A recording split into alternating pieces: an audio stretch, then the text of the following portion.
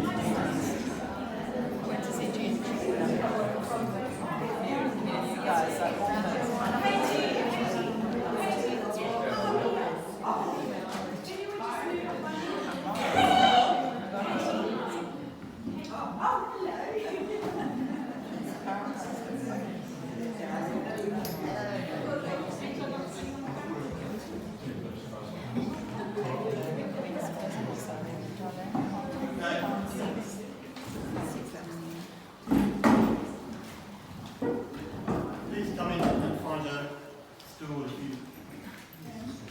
There might be some spare stools in there. You're welcome to bring a chair in from outside on the cabinet chair. Yes.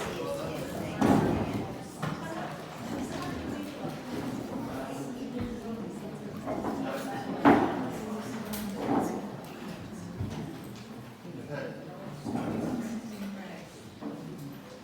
Thank you. Good question. But they're just about to play It's Hard to Be a Dyke in here. I'll be shouting about this.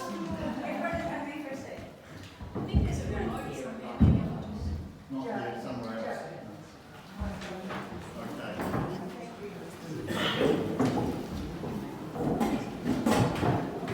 Hiya. Want you. Hello and welcome to the Wally Fremantle Arts Centre. I would like to express my sincere thanks to First Nations people, local elders, past and present. I acknowledge that we are meeting on Wally Nungaruja, Kuran, Nija, Wodwa. My name is Andre Lipscombe. I'm curator of the City Fremantle Art Collection, and I would like to welcome you all here to Desperate Measures Art, Politics and Performance in Freo, 1977 to 1985.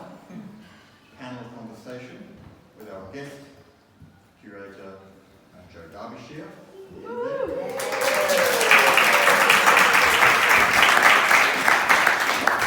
And special guests, and Desperate Measures creative activists. And I'll just, not in particular order, but they're sitting in front of us here. Mandy Brown, Sarah McNamara, Michelle Stanley, Katie Tamo, Danny Fuller,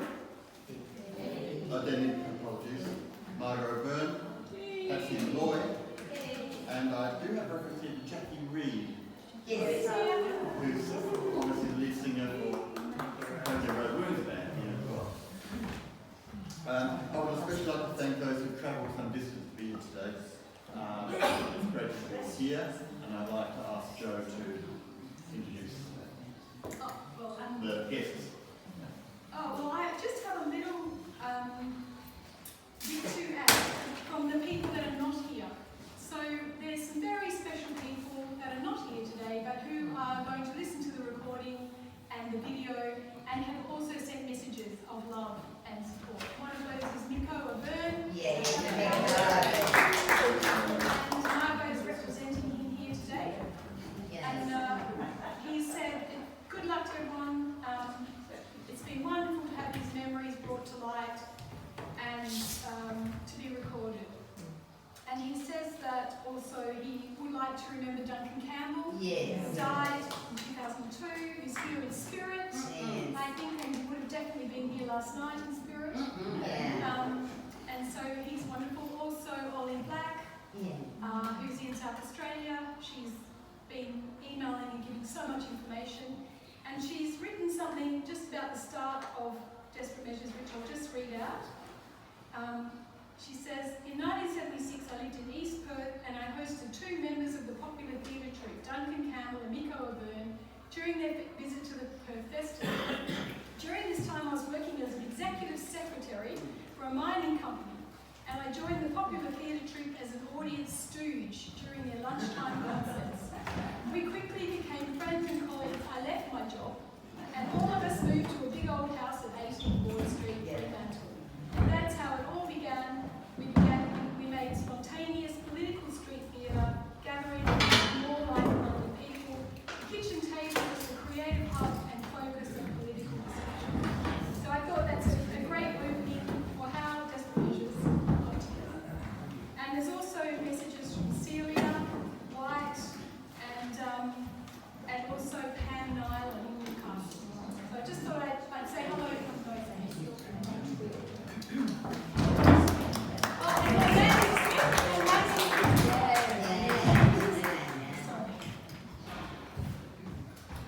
The City of Fremantle Art Collection has engaged with a range of artists, curators, audiences and communities over many years. And Desperate Measures is an outcome of one of those collaborations, thanks to the work, dedicated work, I might add, of our guest curator and artist, Joe Darvish.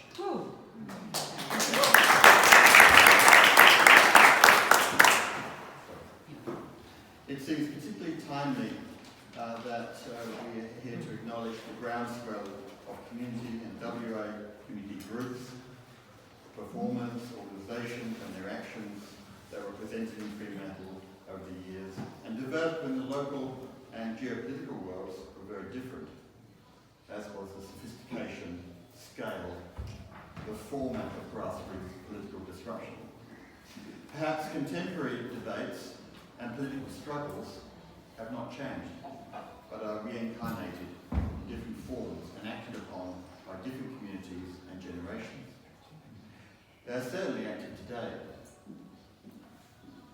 Today's panel conversation is an opportunity to share and participate in a range of experiences and perspectives about the issues and tactics of political struggle in the recent past, and what status organised political art, performance, might and is having today, and how we're responding to the political debates relevant to the environment, to race, to gender and culture in the mainstream. Maybe we have considerable to still protest about. Joe and I would like to lead the conversation and ask a few questions of the panel members. I've got a few in front of me to get the ball rolling of our guests, and then open up to the floor for your questions, comments and statements and so on. So you can ask us anything about the exhibition, anything about the artworks that may be in this space as well in terms of our relationship to the collection. You're welcome to ask about those. I think we need to turn that off. Okay. Also, we've got some people that need I'll try to chairs. do that. Caleb, would you give your chair to Joe? Would you give your chair? Thank you. Fancy. Sounds. Yeah.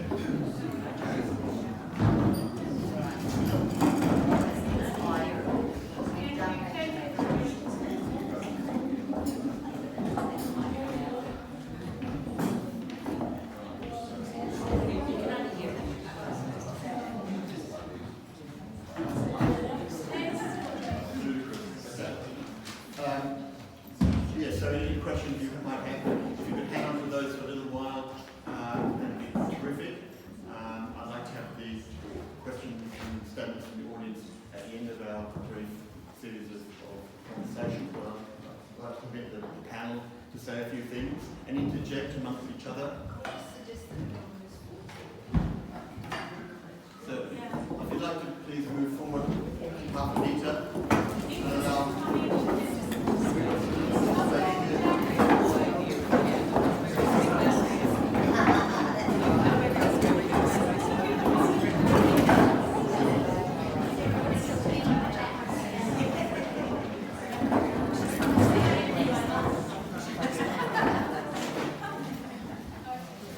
Thank you. There are some additional chairs if you're able-bodied to bring them in from outside. By the cafe or other. I think we've exhausted the stalls we have. I'm afraid. Thanks. Phil. Thank you. Okay.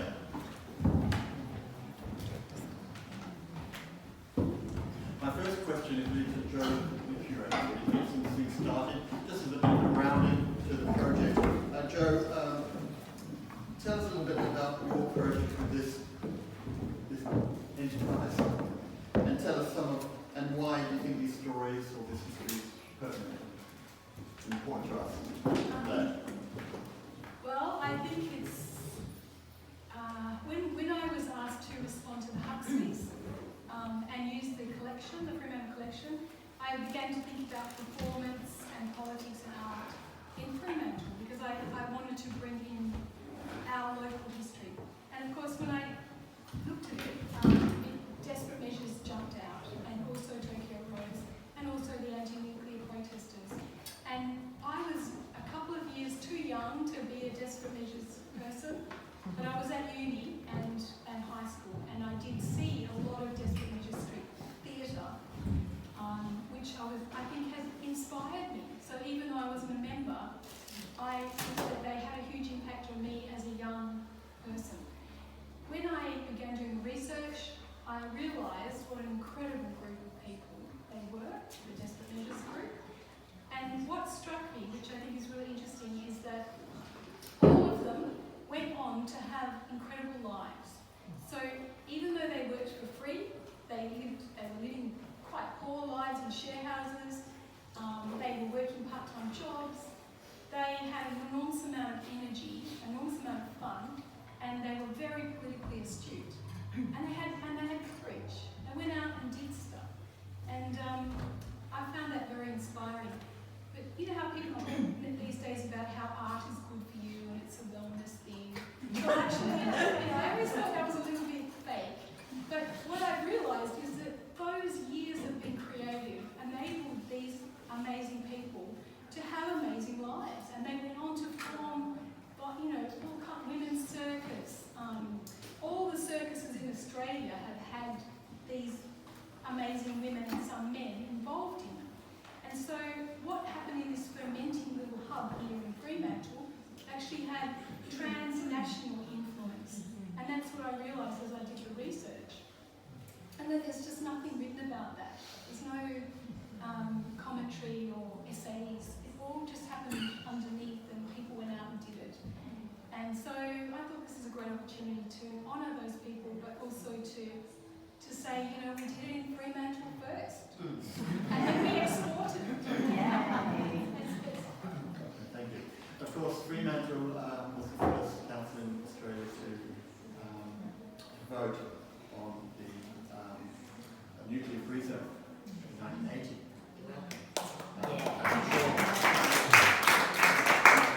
And that wouldn't have been possible without the level of community support, because that decision went through a series of committee debates, proposals which altered and altered down. There's a long drawn-out process, but eventually it was in June, July 1980, thanks to the work of various groups. And of course, I might put a footnote to that, this exhibition covers a number of key groups and personalities and so on, but it doesn't cover all the action, or necessarily doesn't reference all the groups that are active in Perth and Western Australia at that time, across a range of debates and projects.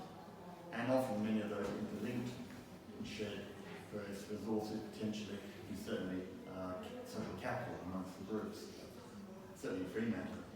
Now, you've got a mic on your lapel there, Joe. If you could please pass it across to someone like, let's say, Sarah to start with. Sarah? I'm not going to ask you a question directly. I'm going to start, in fact, with Michelle. Is that all right, Michelle?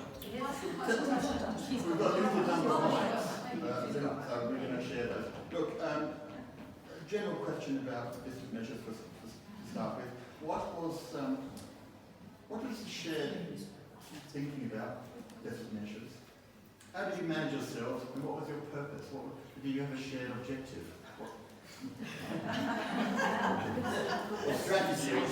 That's pretty broad. Can I say, from a personal point of view, when I moved into 18 Wood Street, I actually didn't know anyone that lived there. I had a friend who told me about it, and I moved into the house. I felt like I'd just been taken into the fold, like I had found my tribe big time. You know, we were concerned about things like gay rights, the environment, nuclear issues, uranium, all those things, you know, and we all just sort of seemed to meld together beautifully. And, you know, it was the beginning days of, you know, all of us thinking about feminism and things too. And we just blended beautifully. And also a lot of it was about having fun. We had a lot of fun in those days. There would be mornings when, you know, we'd wake up, you know, we'd all be milling around the breakfast table, and Duncan would go, "Oh, by the way, we're meeting down at the river to do a promo for the energy picnic." This is 1978 energy picnic and Foreshore Follies. That photo up there. "Oh, you need to be down in the water all dressed up in something in an hour's time because the West Australians coming, you know, to take your photo." It was spontaneous, beautiful stuff. And, you know, thanks to Miko, Duncan and Ollie in particular, for the three of them in particular, for just bringing it all together. And it just grew from there. And honestly, it kind of makes me feel choked up talking about it, because it's just, it was a glorious time. We were all young things, had that energy, you know. And you know, our house, it was such a hub. I didn't even own a key to 18 North Street. There was one key permanently in the door. Come and go. We never had any hassle, nothing was stolen, you know. It was just a glorious time in Fremantle. It was great. Thank you. Would you mind sharing some light on the ASIO experience then? Oh, gosh, yes. Yeah, well, I'd love to see my file. I'd say we've all got them. Yeah, I know. I can't remember if it was Nico or Duncan, but I'm pretty sure it was Duncan. It was coming home from a flight to the Eastern States and happened to be sitting next to someone who was fairly well known in politics in WA. And they knew each other, they got chatting, and in a roundabout way, Duncan was told, "Be careful, because you are definitely under surveillance." And I'll give you one quick example. We were all kind of, we actually used to at demos and all have little ASIO signs with an arrow pointing down.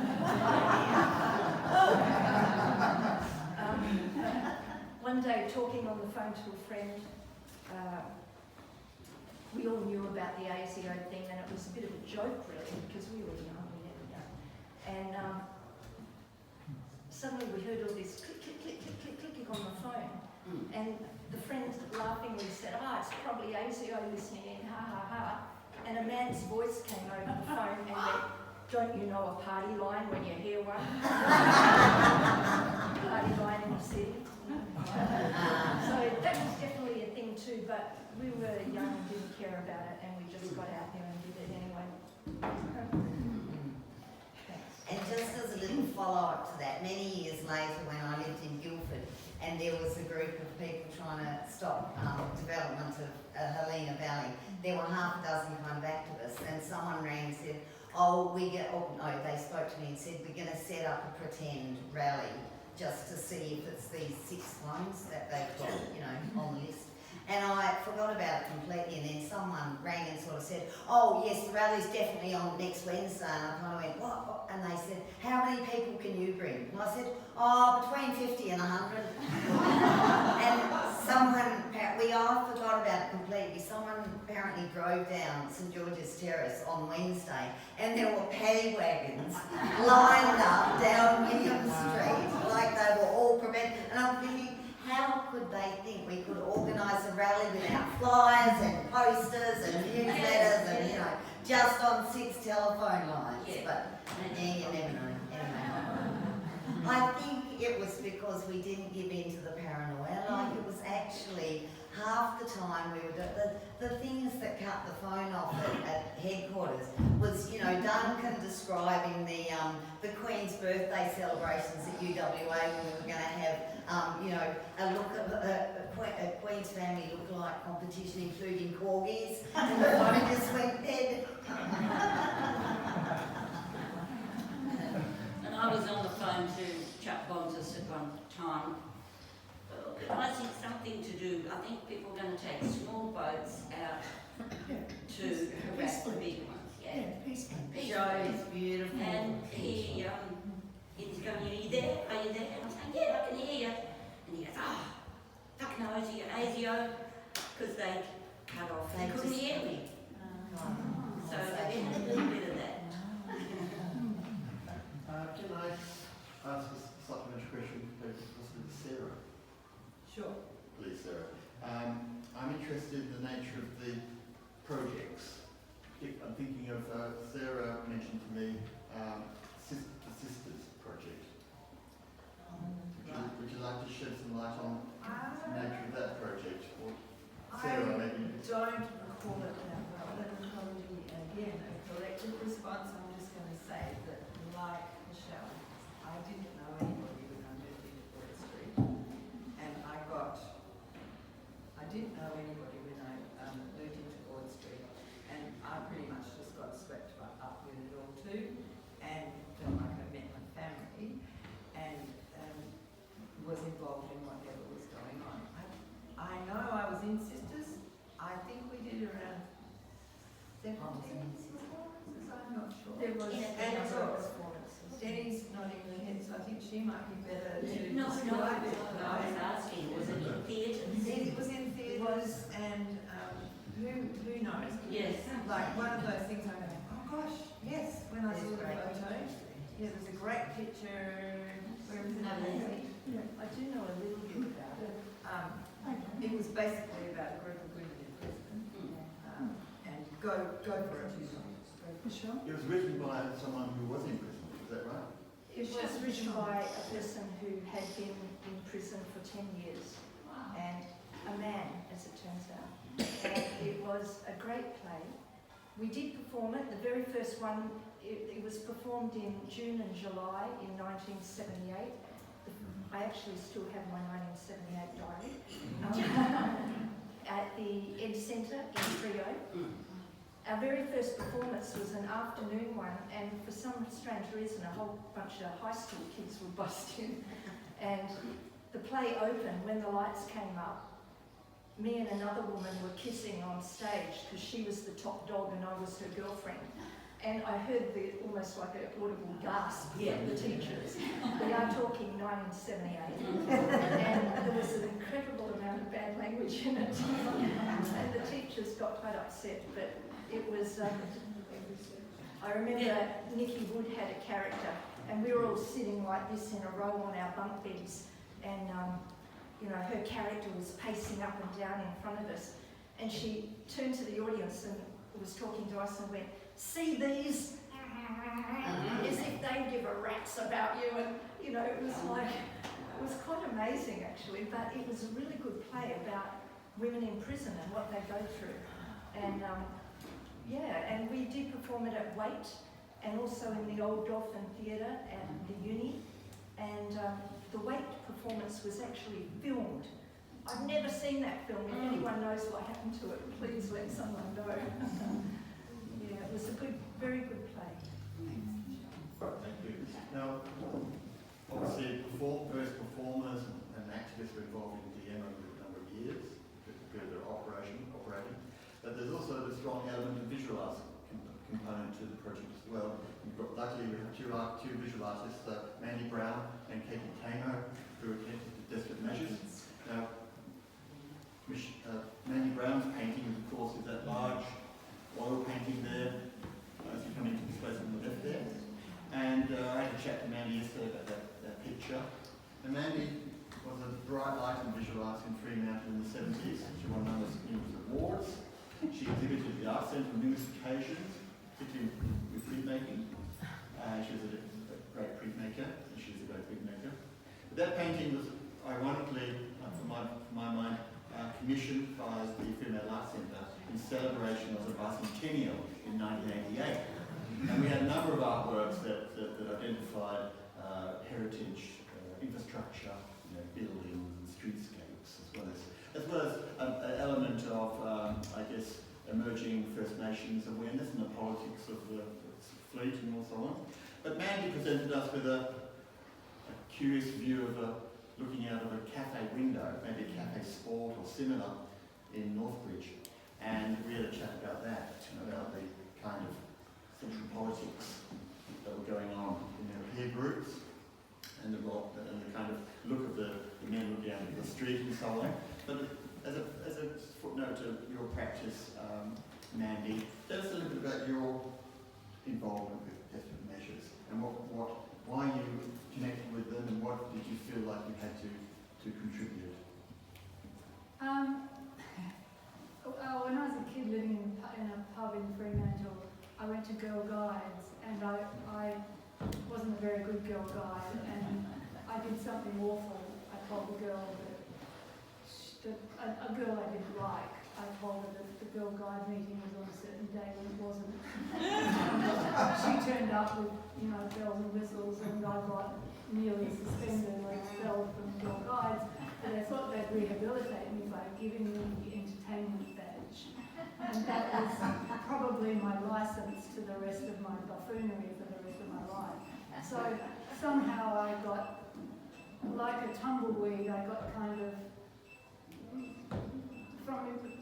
it was before I was exhibiting at Fremantle Arts Centre. I was doing stuff, just as you do when you're young. You kind of roll around like a tumbleweed, some of us, with no ambition. And somehow I found myself, I think through Katie Tamo, in Desperate Measures, because it was time to bring back the Fremantle Railway. How could they possibly, wreck that?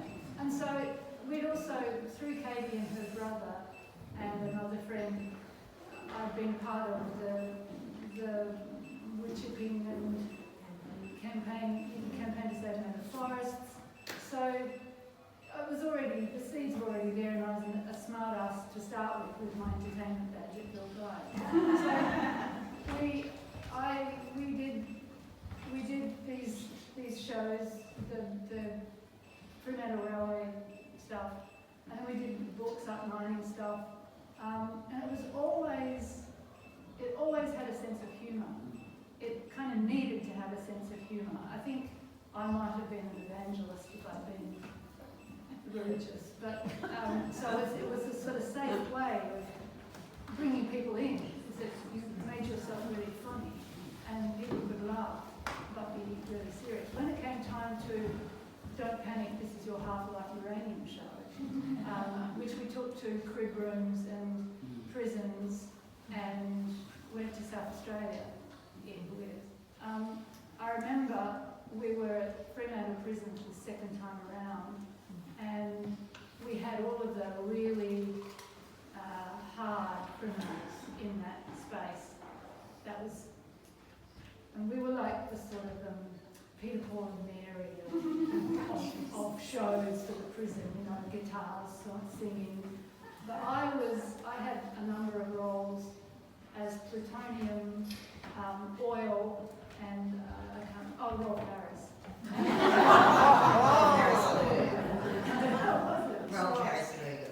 Yes. Climbing down to the model board and drawing the nuclear reactor upside down and turning around and hoping people would go, oh!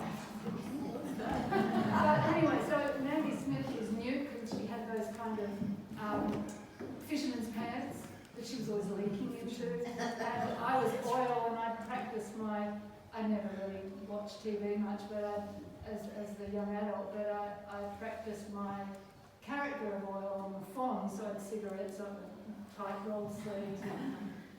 We walk out and Nuke is kind of cringing, leaking. I'm sort of like a smart ass, and the crims were just blistering in their heckling. It was very hard to keep a straight face, and it was also really hard to stand up because they were just wiping me out. Fortunately, we were doing such controversial material that the prison warders started to rattle their keys. And all of a sudden, the green wave of criminals started to walk out of the auditorium. And I remember Brian Petty playing guitar and saying, "Where are you going? What are you doing?" But we haven't finished yet. So it sort of strikes me that even though Don't Panic was a sort of silly, hilarious, for us anyway, show, it obviously touched the nerve of insurrection and danger, and prisoners weren't allowed to have that sort of material in their lives. Thank you. Excuse me, Andre, could I just give a little bit of context here? So I'm Margot O'Byrne, I'm Miko's sister, and I first met Duncan in Queensland in the early 70s, and through that Miko got to know him. So Duncan was actually a Shakespearean actor, he was trained as that. He'd actually come to Miko's and my school in country Queensland when we were blistering away there hoping for something greater than life in Gympie, and here it was, the college players arrived. But Duncan, because of his extraordinary training, and then in 1976 in Brisbane, an amazing theatre director called Albert Hunt, who came from Bradford in England, and Albert had been the real drawing of street and political theatre in Britain in the 60s and 70s. And Albert worked with the Popular Theatre Troupe, and Duncan and Miko were both members of the Popular Theatre Troupe. So they arrived here, and we were all escapees from Joh Bjelke-Petersen's Queensland. Miko was a draft resister during the Vietnam War. Duncan was a gay man who was really, for a large part of his younger life, closeted because of a very strict family in central Queensland. So there was the whole thing kind of bubbling away there. And all of the things that I'm hearing here about theatre, I saw Albert do in the 70s with Duncan and Miko, and taught them so much. Albert was brilliant, absolutely brilliant. Miko and Duncan then went to England after Desperate Measures here and put on a show in Dresden about the bombing of Dresden, which was the first time that anyone had taken a show to Dresden that actually said what had happened. So there were really, ripples, and all of us here, became political activists and took all of that energy that Miko and Duncan gave us, and Ollie's amazing organising skills. Absolutely. Albert had really about agitprop theatre and large scale, or out there in public stuff. So that was really the training that we all got. That was our apprenticeship. That's right. In the end. Yeah. And Duncan was a hard taskmaster. If it was worth doing, it was worth doing well. Wasn't it? 5 minutes took 5 hours of writing rehearsal and, performance. Good tight 5 minutes. And white clothes on the street, like we had to have. The first time I went and bought white clothes from an op shop and bloody ironed them was to do it so that when we were on the street, people couldn't say we were just sloppy, rat bag, whatever. The other thing that I want to say, which is the principle that Albert and everyone brought, was about art and its relationship to society. They were invited as Popular Theatre Troupe to go to the Festival of Perth. They had this fancy thing above the concert hall, and they had a piano there, and Albert and Duncan could play piano very well. And they said, "Can you open the piano for us?" And they said, "No, it's locked." And they said, "What's it there for?"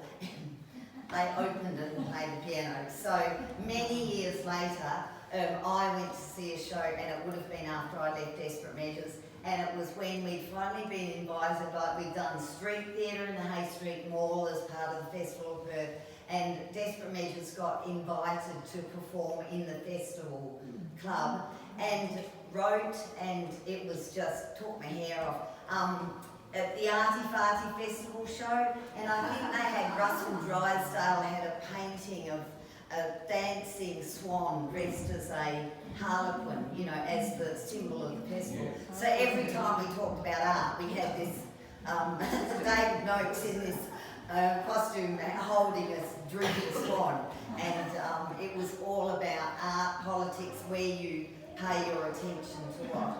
The other thing that they introduced was that we always opened the first few shows, White Man's Mission and the Don't Panic, This Is Your Half-Life Uranium show, in Fremantle Jail. Like that was a decision that people who didn't have art and didn't get spoken to like adults could take it, and they did. Although White Man's Mission was a bit hairy because apparently the week before there'd been a Christian mob in, and we had to hide the sign till the guys came in, because it had on the proscenium arch, it said White Man's Mission, and we dropped it and everyone went, ugh.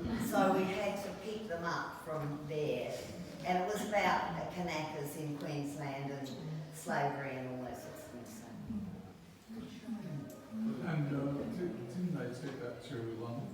Yes, That's right. yes, and some people went So to as a go and fan. saw. Three of us went over to the London performance as a surprise. There's another thing about Desperate Measures was surprise. And we just parked ourselves, and we met one of our conspirators in the car park, and then we sat in the front row. And when our friends Duncan and them appeared on stage, it was a bit naughty actually, because it's supposed to be acting and there's someone there. But yeah, that was great fun. Can I ask Katie, please, what was your relationship to DFDM and what sort of involvement did you have? What did you get out of it, and how did you contribute to it? Well, Mandy and I went to art school at the same time as Mandy Smith, and we were like-minded people and hooning around at art school a bit. And then a few years later, I moved into a house in Atfield Street, a share house, and coincidentally, Denny and Mandy, and it was like the second Desperate Measures hub. So I think Ward Street was the first, and then maybe the second was, and the props were all stored under it. And it was fairly seamless. We just got involved in it, and Mandy Brown as well. And I guess my memory of it, I just remember having a heap of fun. But also how seamless it all was. There was no hierarchies, it was just wonderfully collaborative, and people were excited. Mandy was painting props all the time, or banners and various things, and the shows just kind of bubbled out. I was involved in 2 shows. The second one was the anti-bauxite one, and as Mandy was saying, she and I had been drawn in because of my brother into printing posters and everything for the campaign to save native forests. So, yeah, that Tell was... the story of your graffiti. Yeah, Mandy and I were in a share house, also in Belmont then, and because of the native forest interest, I had been always, actually Mandy and I both wrote ditties and illustrated them, but yeah, I had a little ditty, and the first line was, there once was a land full of laughing trees, and then it went on, and it was to do with the destruction of the forests. And we, at 12 midnight one night, we decided we would cycle to Belmont. There wasn't a lot of graffiti, so there weren't paint cans, so we had in our bike baskets, we had open cans of paint with a paintbrush in it, and we cycled over the causeway, got to Northbridge, and we, I don't know, had we scoped it out? Well, anyway, we found Abbott's scrap metal yard, and it had a light tree wall on it. And we started painting, and one of us was a lookout, if I remember, because Northbridge police sirens. It was on the route of the Fremantle train. So anyway, we painted, there once was a land full of laughing trees. And then, meanwhile, Mandy took the opportunity to correct someone who said plutonium kills, and they spelt plutonium wrong. So Mandy took a can of paint and corrected that. Then I think we heard some police sirens. I think some good hell out of it. Yeah, we scarpered with our tins, got back in the back. We didn't really think about that graffiti much, but you know, in times past, since then, you know, I've realised that people have mentioned that they used to notice that. Well, my brother, he was the first he caught the Fremantle train, and he phoned me up and he said, "Lady, this is amazing, our message is spreading." Somebody has written this graffiti.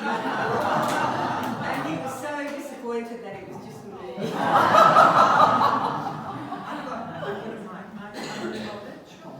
That's really brought up what I want to talk about. I've been thinking about, and that is that, and I brought this along, it's somewhere, but it's all tangled up.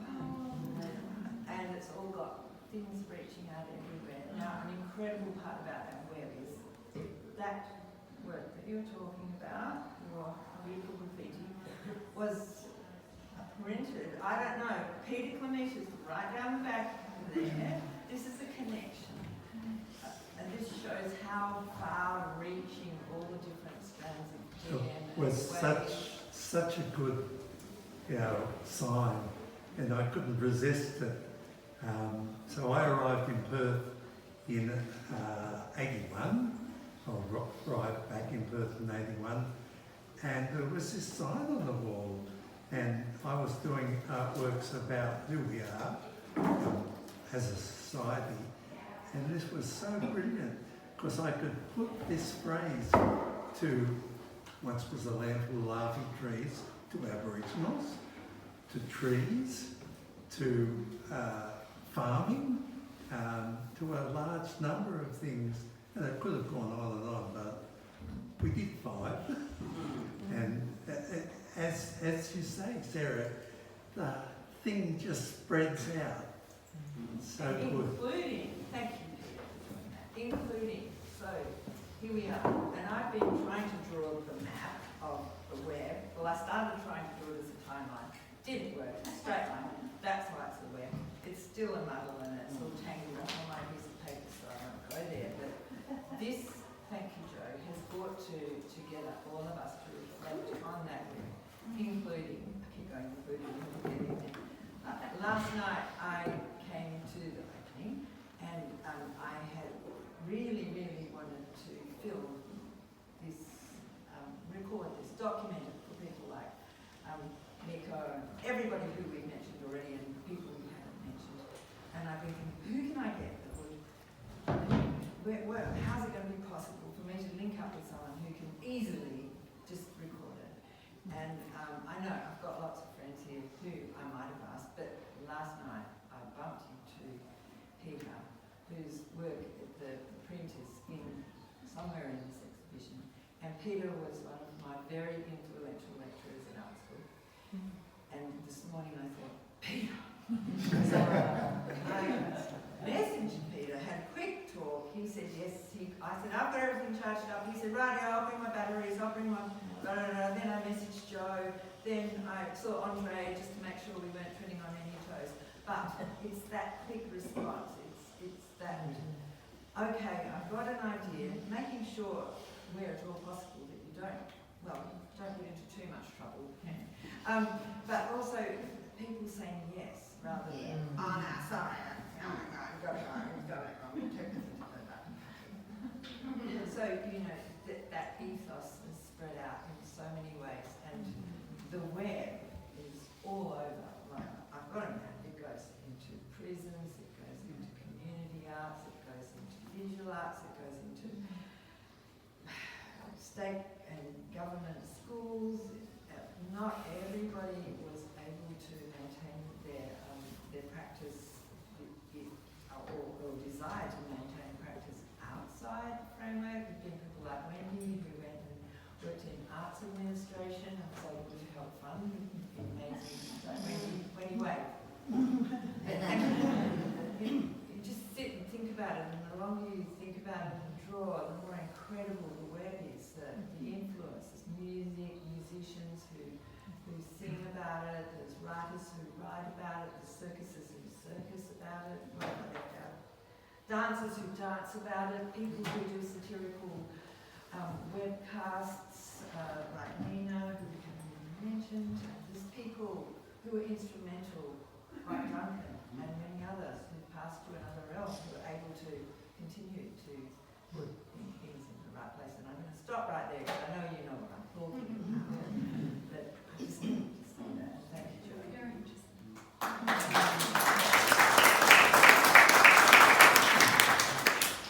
I'd like to, just before I open up to the audience, please, for your questions, statements, comments about the project, and direct questions certainly to our panel here. The nature of performance and theatre's role, and how it's messaged and how it's presented these days, and our web, just thinking of your web, our web today is very different structure. It might be underpinned by the long reach of capitalism, but it's utilised actively by a whole range of younger communities and people involved in this space. And I guess it's part of the democracy, or the rich democracy and the political action in the virtual world. So I just want to ask you a little bit about that, if you have any comments about that space and its effectiveness, because you talk about working in the street, talking to people directly. In the digital realm, what's the perception of that impact and its relevance to actions or activities like this, which are people-based? Any comments about that from the group? And I'd like to ask anyone in the audience who have any comments about that or any other issue about the project. Yeah. What role do you think technology, how does technology impact on these kind of efforts today? What's your perception of that impact? I have this kind of half-baked theory that from where we grew up, from sort of Whitlam, in the prime of some of our lives, Whitlam did something for us, and art and imagination were allowed and were funded, and there was a huge surge of really interesting agitprop and kids' work throughout Australia, and from Fremantle through to the Eastern Seaboard. But it strikes me that and I'm going to sound like an old fart complaining about social media, but the kind of the realm of the internet and technology has really seemed to me endangered the flowering of imagination. That imagination seems to me to be slowly being cauterized from the culture, and it's not revered or marveled at anymore. You can't even be silly, really. No. Silliness is a sort of wonderful bit of imagination.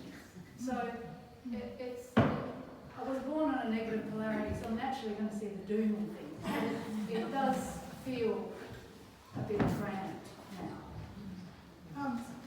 That just leads on to something that Nico wrote and sent over. He said, Duncan and I, this is talking about the first energy picnic that that the Desperate Measures had. Duncan and I approached the local council to get permission to use the Princess May Park. It was speedily given, but they wanted to know what the name of our organisation was. Someone came up with the name Desperate Measures. We said, yeah, we're a theatre company. Interestingly, when we approached the Shire Clerk expecting resistance, he said, sure, do you want Market Street closed off? Saturday morning, eh? Yeah, how can we help? Oh, you can have the park for free. Do you need any rubbish bins? Oh, and just a minute, I'll call the police chief and get permission for you. It was as easy as that. And that's part of what happens now. It's actually not easy to do things in a public space, to do things in a political space. It was easy then, and the structures enabled us, supported us to do it. You did it. The first energy picnic poster done by David. Yes, David Young.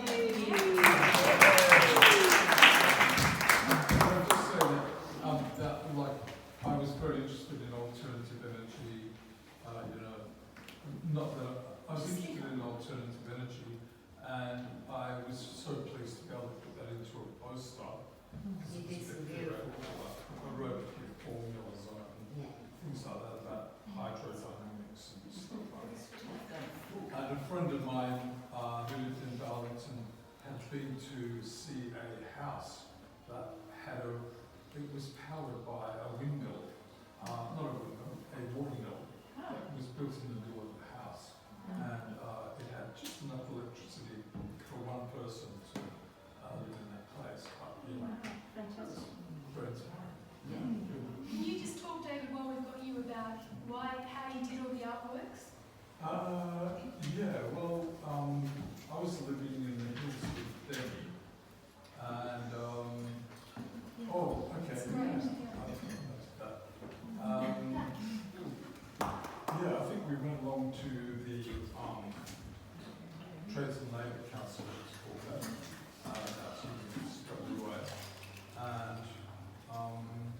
they would sponsor us and have a poster which came out of the oven. So just photocopies? Yeah, probably. I borrowed some reputographs from somebody and I had it for a really long time. And I just used to sort of do, I did posters for like maybe photo festivals and things like that before Desperate Measures. What did you do for a day job? I was a teacher, but I wanted to go to England, but couldn't raise the money for the white man's missionaries. Yeah, I think I got this job in the school. Sort of design.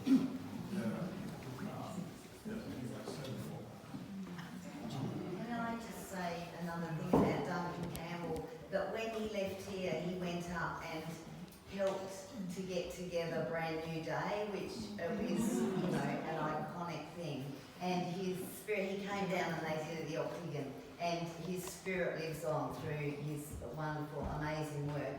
And the kind of energy he had for and with Aboriginal First Nations peoples to actually bring, bring people to life, bring all of us to life.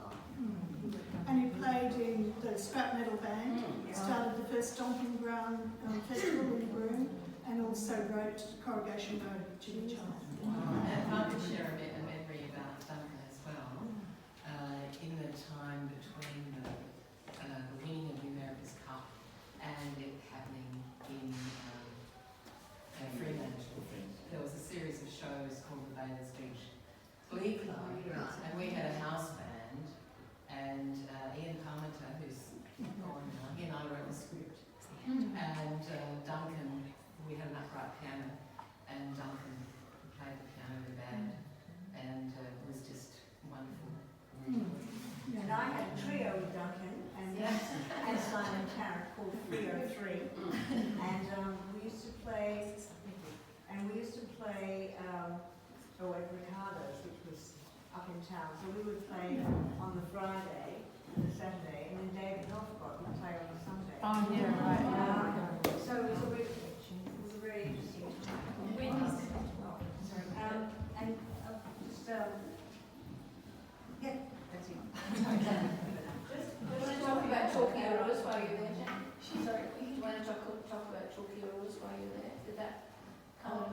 I thought we had the web, and Yes. especially the Trades and Labour Council. I went on after Tokyo Rose to be working in the arts office of the Trades and Labour Council. Diane Shaw and Brian Kelly had formed Deputy Theatre Company, and I helped them become incorporated, etc.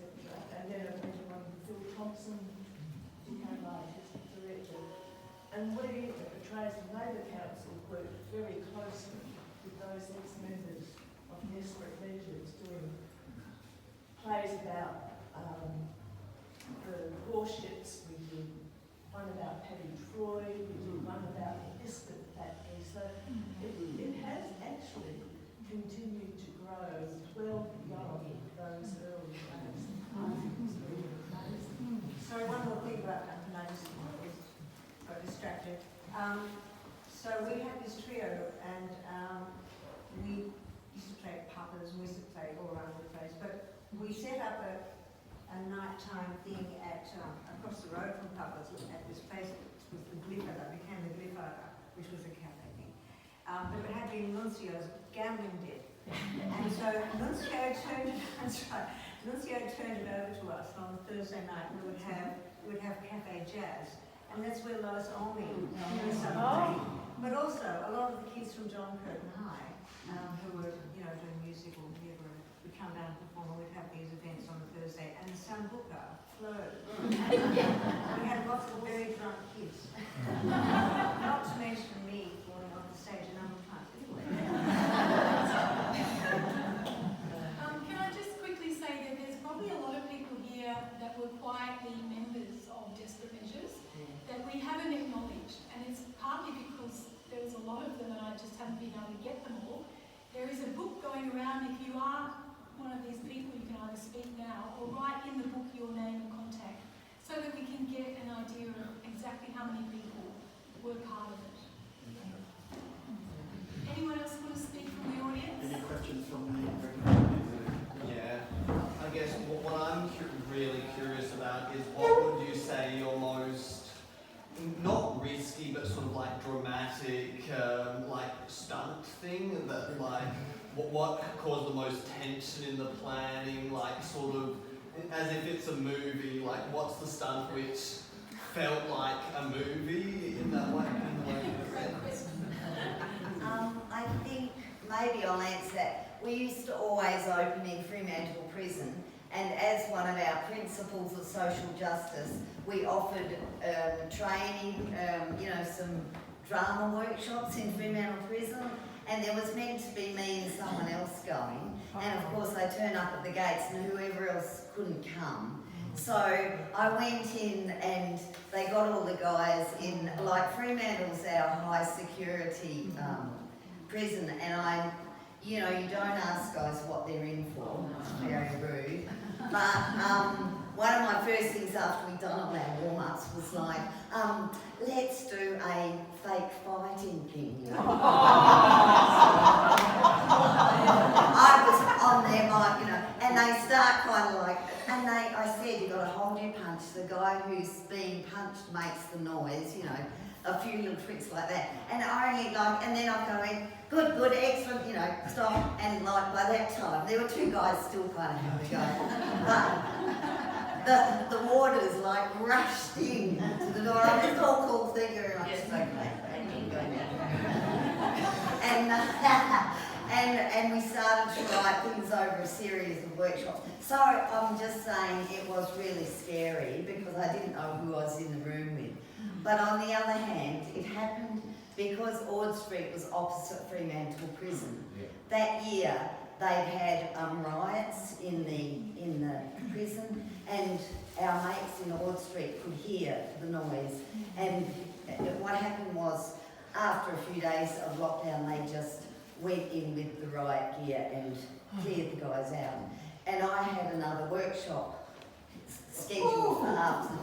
So I went in, and the prison officer, by this time I'd learned in Fremantle Jail you don't go and open the door yourself. I went, and oh, stop, you know, I'm like I thought it was electrified or something, but it was just only a prison officer opens doors. Anyway, I went there, and the only guy who was, they said no one wants to come. And I said, well, next week I'll come back and say goodbye to them, okay? Went back the next week, and the only guy who came was an absolute motor mouth. Like, he'd been in jail, he was about in mid-30s. He'd been in jail since he was 17. And he totally, like, his first thing at all the first workshops was to use all the foulest language on the thing, including like threats to me. And I just kind of went, yeah, sure, Bob, you know, let's keep going. And he was the only guy who turned up. And so the prison officer said, why don't we have a go in the pool? And so he and me and Motormouth were playing pool. And in the meantime, I don't know how I did it, managed to communicate to him that we knew there'd been trouble in prison. He communicated with me. This is with the water in the room and us pretending to play golden useless reporter, that the prisoners were going to go on strike, and if they didn't get an inquiry into the bashings over Christmas, then the prison officers were going to go on strike if they did get. And they were having this meeting at the moment. And Phil, who was one of the other guys, came in at the end, and I just went, what happened? And like Motormouth looked at me, what the fuck, you know, like, excuse me, but, you know, I nearly blew the whole thing. And yet we had a 20-minute conversation. I couldn't repeat any of it, and I don't know how we communicated all of that information in jail talk, but it was a really scary but an extraordinary experience. Wow.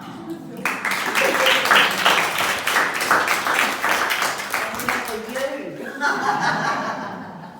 add to that, Patsy? Yeah. And sorry, where have you gone? Ask the question. Was it like, what was the? Sort of the most dramatic stunt that you. Okay, it's kind of like segueing off from what Patsy's saying. It's almost like for me, because I was 19 when I got involved with DM, and from then on in my life, it really gave me permission to just jump in and do things, and that's what's more like it. It's like jumping in and then realising that you are in the fire. And there wasn't dramatic dynamics that I was aware of, but within the decision making, or within should we do this because it's too dangerous, or too scary, or too rude, or we might get arrested, or any of that, it was more like we do things and then go, holy shit. Holy shit, we got away with it. Yeah, well, holy shit, here we are in the middle of something. Oh gosh, I'm being herded along in an anti-abortion march, or anything, or oh gosh, here I am teaching in a maximum security prison again, or here I am in the kids' reform school, or all of that sort of stuff. It's more like getting the courage to jump, to take that leap. I'd be interested in sort of hearing more about the shenanigans at the anti-abortion march, because I guess that's sort of... Yeah, that was much later on down the track, but you know, encouraged by an apprenticeship in DM, it really went on from there. Well, I did have a Christian man on his knees because he stood over me and tried to tell me about abortion. So. If I could just add one sort of lighter thing about the jail. One of the chaps who lived at Ward Street for a while, when I was there, his brother was in the jail over the road for, I don't know, having a matchbox full of marijuana or something, which you did go to jail for in those days. And from his cell, which was high up in the building, he could see our balcony. And if he really, you know, got up to the window. And on a couple of occasions, we hung nice signs and all up on the veranda for him, just to lift his spirits, and apparently it did, so that's maybe we could make a segue then to other signs. I mean, in the joining space next door, Iceberg Project were actively involved in getting on board warships. They've been visiting warships. make very profound and confronting, presenting ideas and protests about their arrival and their attendance in Fremantle. I'm thinking about my question then to the DN crew, and maybe icebergers who might be present. What's the value of that sort of activity? I mean, it certainly impacted on the ships, right? They were destined to go to Gage Road, and the police changed, and the arrangements to the public and the system totally changed. And what else may have changed, do you think? I'm interested in the impact. Is there someone here from Icebergs? Yeah, Patsy's and...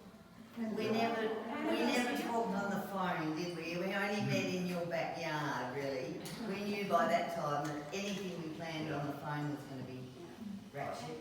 I think the most important thing for me was not being on a road rallying, it was going to the thing that I detested and being on board, smuggling our banners on, unfurling them.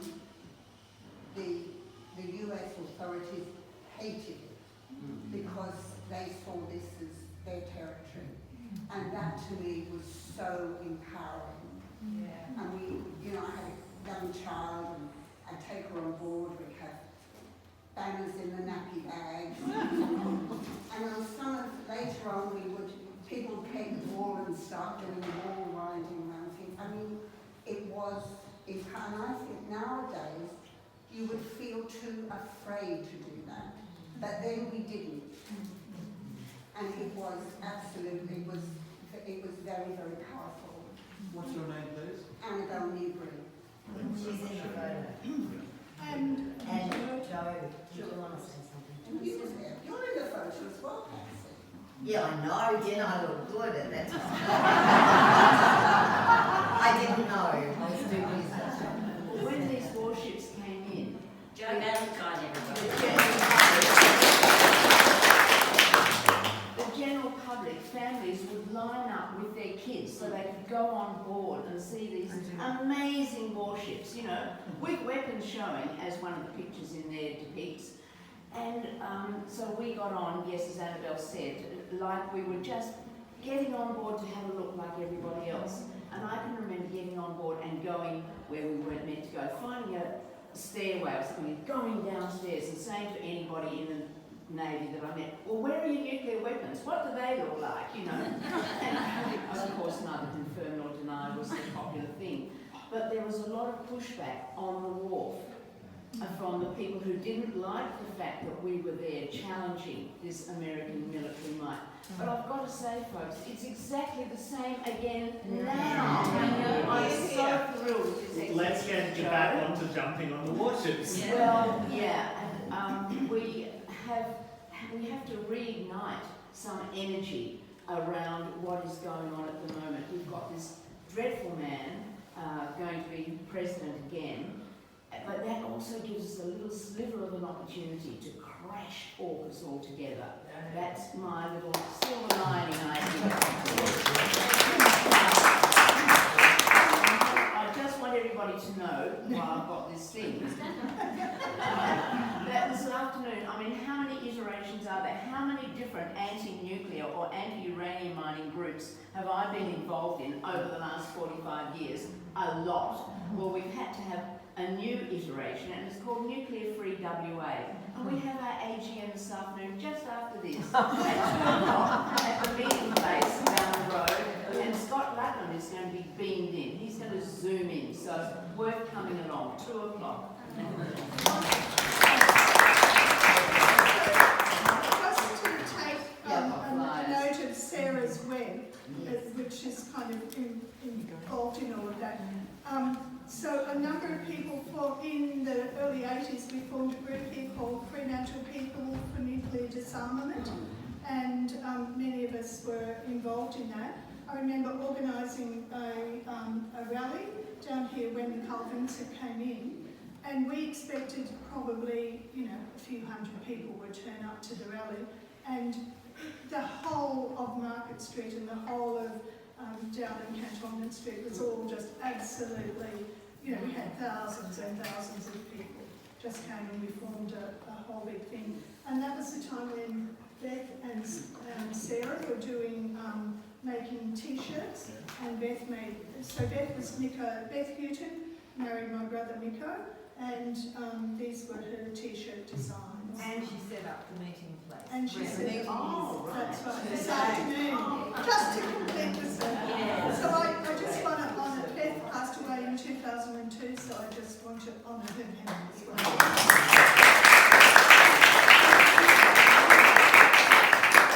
I just wanted to make one more point about how this stuff led into the formation of non-violent direct action, Groundswell and other organisations. And having trained people over the years in non-violent consensus decision making, I think we helped to get together the Green movement in Western Australia, but also in answer to your question, I think that what it taught me was that by acting empowered in an empowered way with other people, in a like-minded way, we would do things like go onto the ships not knowing what the outcome would be, and then discovering it was American territory, so they couldn't chuck us off, they had to get the federal police in, which gave us a good 20 minutes to get some great photos police. So all what non-violent stuff did was create a new possibility, just stop the inevitability of that just being, oh, what can you do, into what can we do, something interesting and fun, please, and once people know you're on the streets enjoying yourself, they come out too, you know, have the party and people will join.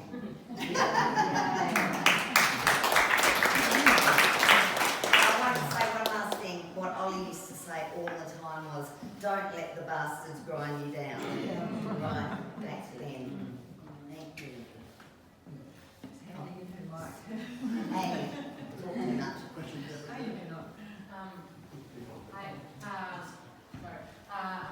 from here, so I hope and I don't want to be filmed, sorry. I don't want to be filmed. My question is how the movement of the 70s, 80s feel now with the commercialization and also say hipsterization, gentrification of the prisons and the whole Fremantle. And I ask because this process of gentrification is very strong in where I come from, and my second question is whether you think your movement was influenced by anarchist ideas and what extent, because you mentioned lack of hierarchies in some projects, but also a strong mobilization against the prisons. Against the prisons, did you say? Yeah. It was more a kind of empathy with the people in the prisons. We weren't trying to actually break open Fremantle, although it would have been fun. But I think it was more about realising, for me, democracy is not democracy unless you actually practice it. And to practice it, you have to actually get out of your own kind of headspace about what will happen when I get arrested. You know, they wrote special laws, 54B and 78, to stop, you know, exactly us, and we were called evil and all that stuff. And if you came to a rally, it wasn't about evil or anything like that. It was actually about love and sharing community and learning how to be community together, so that we didn't let dangerous leaders just whip us into a frenzy with silly little one-liners, you know. It was actually research. And the other advantage is Western Australia is one of the isolated cities in the world. So once we met each other, we could work together, we could actually recognise each other, and we changed Western Australia politics by getting involved in the bureaucracies, in the arts organisations, you know.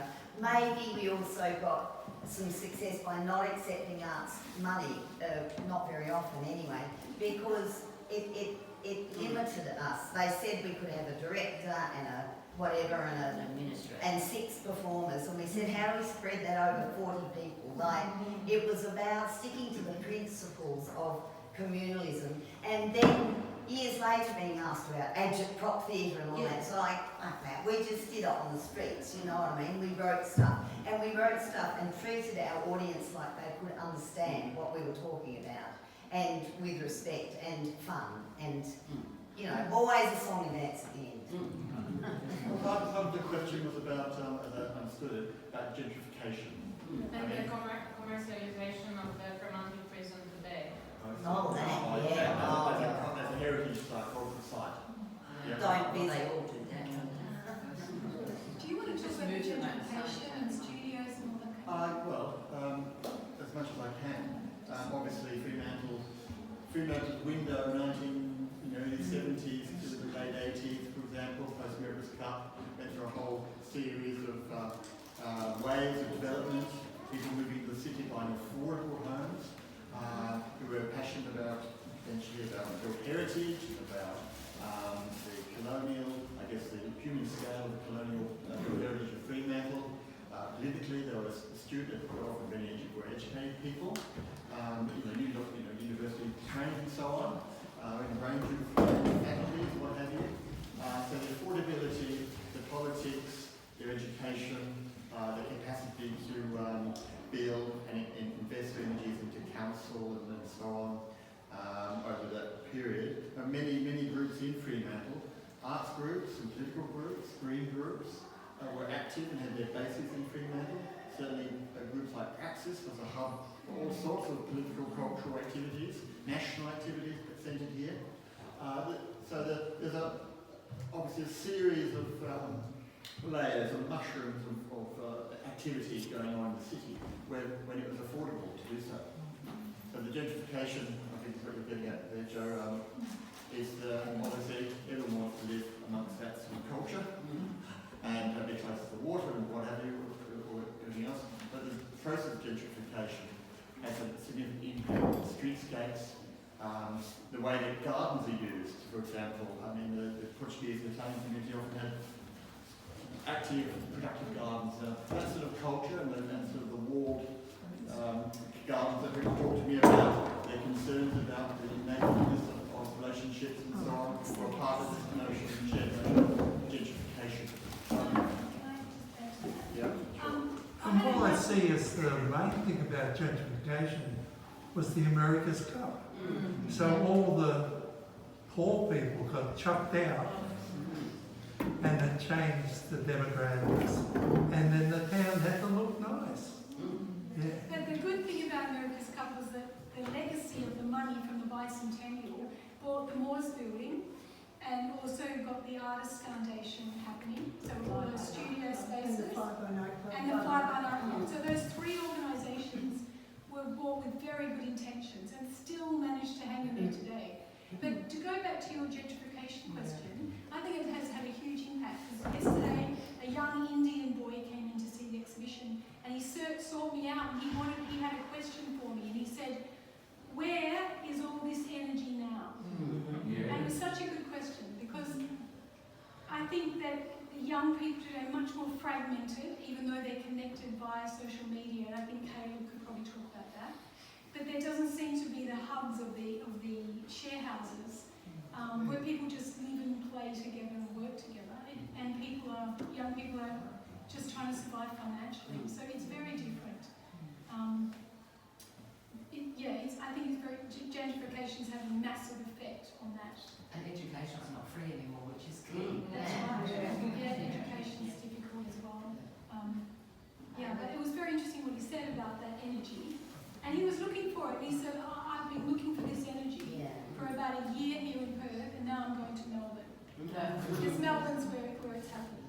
Which is quite sad, I think, but it was interesting that he was looking for it. So, of course, in that window, in that sort of that shifting window of communities and demographics in this neck of the woods, that window is relatively small but impactful, obviously. There's generations of people in this group who've lived in Fremantle for part of their lives, their children and families, and impacted on the social capital of the city.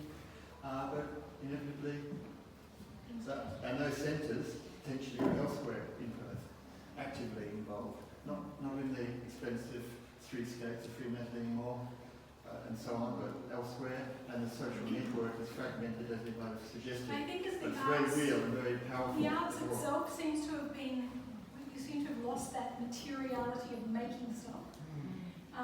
When I go to the Gaza rallies quite often, and when I look at this rally from 1978, I can see lots of banners and lots of street walkers, clowns, people that are dressed up. You know, that is not present in the Gaza rallies. And I realise that the people that are protesting for Gaza are largely from a Muslim population, their families, they've got their kids there. They're not used to protesting. And where are the arts organisations backing them up? Because they're certainly not really there. There's a few individuals, but in terms of having desperate measures, getting you back and getting out there and helping those protests, it's not really apparent. Can I just put in a word for the fabulous schools that we've got here in Fremantle and the amazing music program that goes on at Fremantle College? If anyone wants to do something, get down there and support those music teachers, because those kids are incredible and they're making wonderful music and doing amazing things in the community. Same with John Curtin. Just on that note about the artists and their involvement, I follow a lot of performers on platforms like Instagram, and they're not out in the street now. They're on their phones, they're on their computers, sending out messages to their supporters, and it's almost universally pro-Palestinian. So just, I guess I'd like to talk for a second about sort of what's different about today. Yeah. And like, I feel like one of the key things is the lack of third spaces. Third spaces refer to like a place other than a home or work or school that you don't have to pay for, because all socialisation with young people these days, it costs money. Like if you go to the shopping centre, if you go to a cafe, you're always paying, and that's one big thing. Another thing is sort of just we don't have this culture of autonomy and resistance anymore, because like so many young people these days are like, things are fucked, but like they don't have a clear, they don't understand that they can just go out and do stuff. They can't just grab some of their friends. They look for a leadership, and like the leadership is mostly just NGOs who won't take risks, that kind of thing. And sort of I'm just finding it really hard to sort of build that culture of resistance, build that sense of community and resistance, but like it's just a very hard job. Can I add to what Kath said about this third space? I think that some libraries are willing to open, have meeting rooms and stuff like that. Like I'm in a drawing group and we meet in this room and it's free, and we've been doing it for about 2 years at Rockingham Library, and that's not a protest group, but it's like getting together, and I think that the libraries are more open than what you would think they would.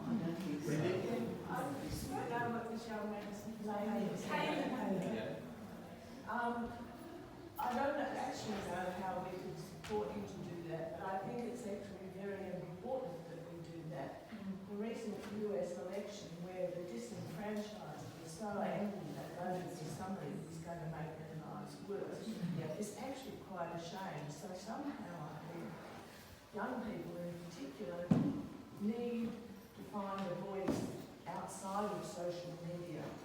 But I'm probably not the person to try and do that for you, but I think you do need the support. You're right, just as a footnote, sorry.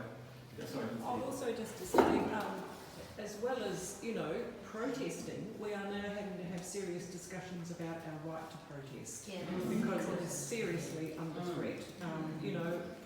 Many of us go to rallies and protests and the police are there big time, and there's just, even getting permits for rallies now, getting permits in particular spaces. Just the fact that we have to have a permit. Getting harder and harder. Also just want to mention Judy Blythe, and I'm seeing this wonderful artwork. Judy Blythe, I'm sure many of you know, still makes fabulous banners and placards. She's a fabulous artist for the Stop AUKUS campaign and for Nuclear Free. So just, you know, there are some fabulous graphic artists still around who do those. Yeah. I mean, this is a footnote. I'm curious about your position on that in terms of the third space. I mean, the portals of in the social media space, particularly the democratic ones like WhatsApp and Signal, those sorts of ones which are totally impervious and cannot be seen or they're completely encrypted. That's a space, isn't that the space where activists and that's where can function together? Socialise. Signal. Is it socialising or can't it be engineered to meet and to coordinate? Socialise and organise in your groups, but you don't really meet new people that way, which is the big thing. And I guess one thing which it seems to be at your time, there's a concert, there's an event every day or so. Like there's something political going on every single day. So if you want to get involved, you can have fun, you can go meet that community, you can get to know the people there, and look, like we may have rallies, but like rallies get boring because you're just walking down the street, you're not directly getting on a ship, that kind of thing. And That's why we got bored with it, That's how it's really the one thing I remember from the days of protesting, moving into desperate measures, was I was having a conversation with Duncan, so I don't know if it was his idea, but he said at the end of the rally, like you march through town and then you get your speeches, and everybody's like, oh, well, we'll just go home. And all that energy was dissipated. And that was the idea behind the energy picnic, is that yes, you have your political content, but everybody was having fun. There was performance and silliness, but it was all about the topic. I guess Stable energy. maybe doesn't, when you're starting out with that, it doesn't have to be a big extravaganza. It can be you and two other friends doing a little skit at the end, you know what I mean? Like that particular day, if I recall, it ended up with everyone ended up down near Supreme Court Gardens, I think that was the one. And some skits happened up on the stage, you know, there was the ASIO Follies and, you know, and a bit of fun like that. But it got people talking and together. It didn't have to be a big thing with a huge crowd. Sometimes it was like 3 of us or 2 of us, you know, that kind of thing. So if you could just think of it in those small terms. You were a very small minority in the big suburban scheme of things. So that's what you've got to remember. Like even though they were a small group of people doing little things that people saw in amongst, you know. Yeah, it's represented here in a way that makes it look pretty snazzy, but there's a lot of other stuff going on, a lot of small things like you're saying, and a lot of, you know, part-time jobs and a whole lot of things that aren't visible here, but that's part of why we're here to talk about it. So that would be great. I just want to say thank you very much for organising this. It's very heartening. Wonderful. I just wonder, I haven't had a chance to look at the exhibition yet, but is there anything that you can use as a catalyst for doing what Caleb wants to do? Is there somewhere within the exhibition where people can start to link up? We've got a meeting process. We do have a book that collects contact details, but we don't have a mechanism for sharing this. Being involved directly with a political process that you're suggesting. Can I say that the expectations of the exhibition, I realise, are huge, because it could have, you know, we could have done a massive exhibition of millions of protests and groups. We just touched on what was happening, and I think from here, like the Desperate Measures group now, it's not up to us to take it further. They need to get their to decide what to do with their materials that they've got, whether they go to the Batty or the Heritage Centre. They need to write a book or a play, and they've got their contacts to do that now. But and in terms of the spaces that Kay was talking about, we're talking to the council about finding a place to have banner workshops and allowing young people to come in and do those banners, to make some banners, because to get some art happening, you know, to actually get some things happening. So that, all those kind of things, but maybe, you know, there's people here from all different places, so maybe you could think about how you could facilitate more art happening that is connected to activism. So yeah, we can't really, Julia, we can't really take it, you know, we can't organise anything more than what we can do. The Pursuit for Happiness film, I think the Greens are looking at showing that one night in a cinema where you can pay to go for a fundraiser, and that's an amazing film to have a look at. It's incredible. So to use some of the aspects that we've produced to get those conversations happening. I'd like to add also that City of Fremantle has had a number of basking pitches. Phil will probably know a bit about this as well, Phil. You probably have to support it when you're at Fremantle as an officer, arts officer. These pitches are open to all comers. There's no requirement to apply or to get judged or to go through a process of assessment. You just turn up, find a spot and utilise it. In Perth, I think the City of Perth did have the policy of you have to go through a process of assessment and judgment about what your product is, how you're going to present it and so on. So a bit of control there, but Fremantle does have some spaces in the street maybe that could be activated politically as opposed to maintain and potentially support it. Okay. Any other questions, please? Can I just make a comment? I'm the local history officer at City of Cockburn. We're putting on a history conference next September, and one of the themes is going to be protest in the Cockburn area. So just if you want to see me and have a chat to discuss it. Good idea. Well, that was actually Kwinana. I think it's not actually City of Cockburn. It's just outside the boundary. But there's Farrington Road, there's Row 8 and Row 9, there's the Coogee Marina, there's Cockburn Women's Youth Camp. There was 2 women here last night from that. I think that was just outside our boundary, but yeah, I'm sure you can. And there's used to have to pass through Cockburn to get there. Politics in the pub next week at the local hotel. I think Hannah is going to be talking about AUKUS. Oh.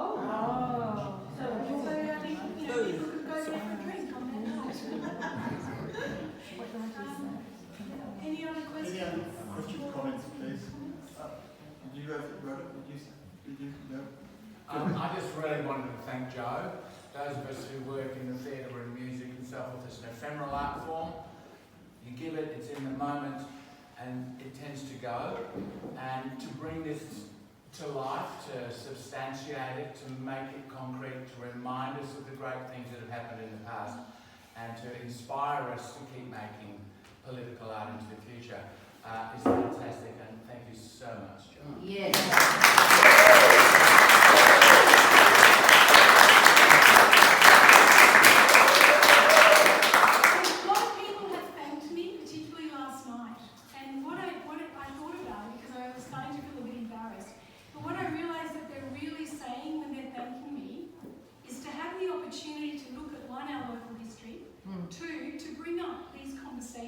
In a situation where it's very silencing. So it's not, thank you Phil for what you said, and thank you for everyone that's thanked me. But I think that there's been so much thanks that I realise it's not really about me, it's actually about this opportunity. So thanks to Andre for letting me do it, but also go out there and make these opportunities yourself, because you know there's so much groundswell, there's so much need for it. So yeah, it's I just was sort of what you were saying, that I think that another part of this measures that Don, like, I know Don is sitting at the back there, wave Don. He used to do skits and things at the Mayday marches in Fremantle on this one art, and that really, you were saying, you have a lot of energy in a thing, and then you come back and well, I think the Maydays used to do it and stuff like that. But it was really good to have skits and things like John used to do.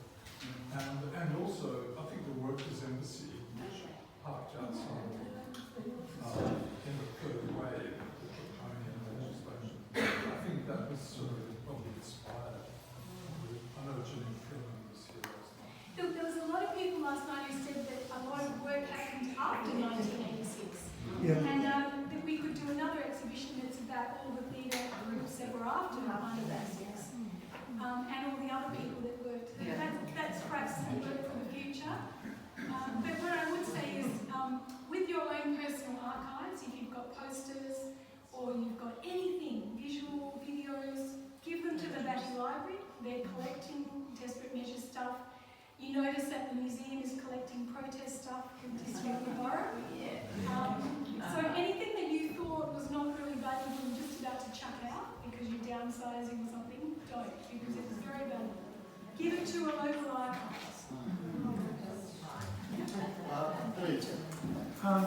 But just people who want to start up a meeting, the public spaces in Fremantle are quite easy to access. So any table on the footpath is public. So there's a lovely little corner at Gino's where there could be a quite impromptu meeting that could grow. Not a la Vienna, but similar. Yeah. Can I just ask if this video recording is going to be available anywhere? Because I'd love to be able to. We hope to. Yeah. Yeah, I want to find out when.